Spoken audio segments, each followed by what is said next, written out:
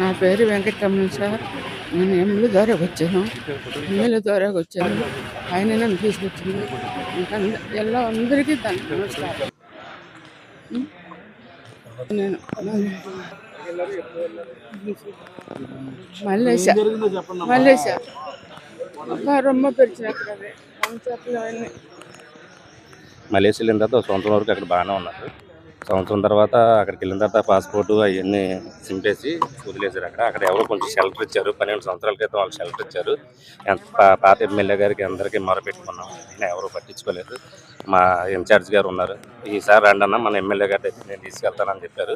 తీసుకెళ్ళిన తర్వాత మన ఎమ్మెల్యే గారు కూడా ఇది అన్నగారు సహకరిస్తానని చెప్తే ఆయన ఒకటే మాట అన్నారు, మీరు వెళ్ళిపోండిరా, నేను 4 రోజులలో మీకు తెప్పిస్తాను నేను అని చెప్పారు. మన వాళ్ళకి ఎమ్మెల్యే గారికి అలానే మన ఇన్ఛార్జ్ గారికి అందరికీ మా నమస్కారాలు.